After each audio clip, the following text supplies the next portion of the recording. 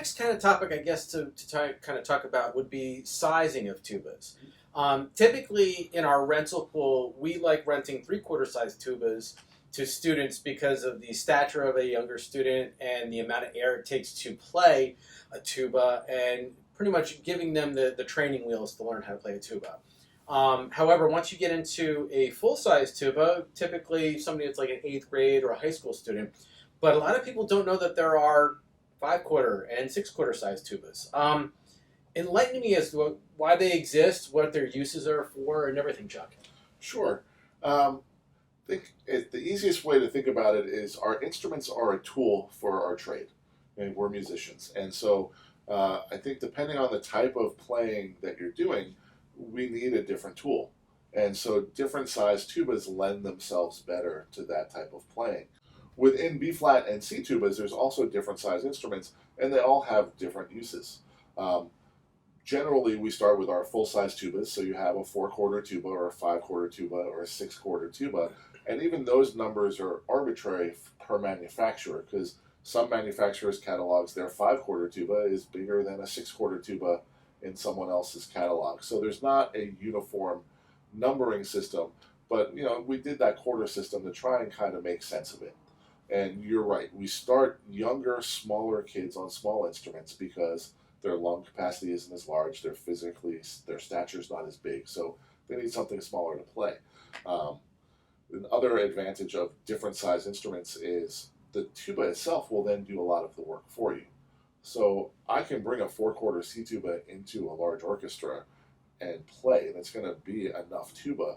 I just have to work harder to get that sound, the size of sound I want, and the volume, where on a 6-quarter instrument, the tuba is going to do a lot more of the work for me. So even though looking at them, the big tuba looks like it's going to take more effort to play, in that setting, it's actually easier.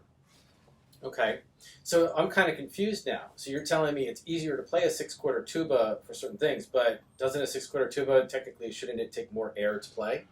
It does take more air to play, but what you're looking at is I'm trying to put air out when I'm playing in a large ensemble. Most of the time we're playing louder, but even when we're playing soft, it's a comfortable soft.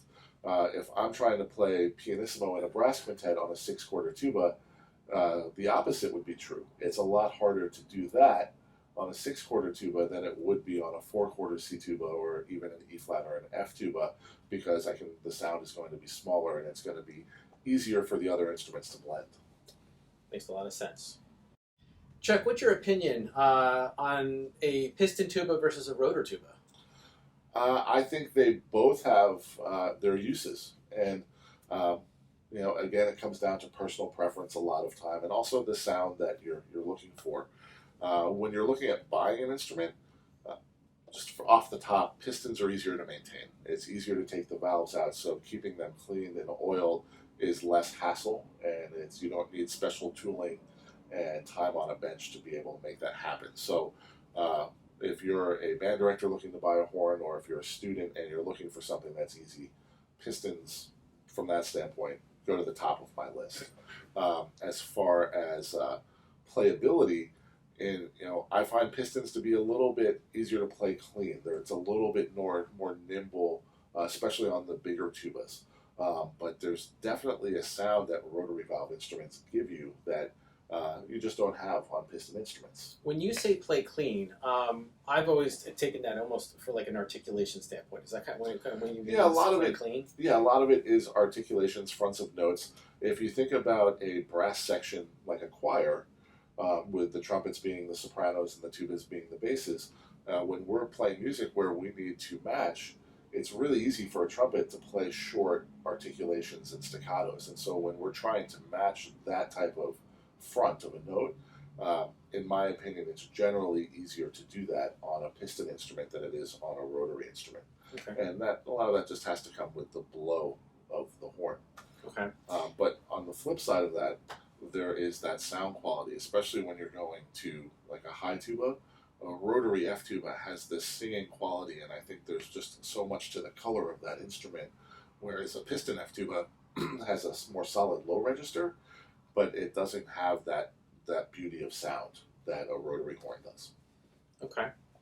And with rotors, for those of you who may not know, some of those rotors are going to have string or metal linkage, and taking off a rotor and maintaining that rotor, you've got rotor oil, you've got regular valve oil, you've got a lot of extra things that you may need to think about if you want to put that kind of time and maintenance into it. So we sell both, and that's why they make both, so like they said, that's a personal preference.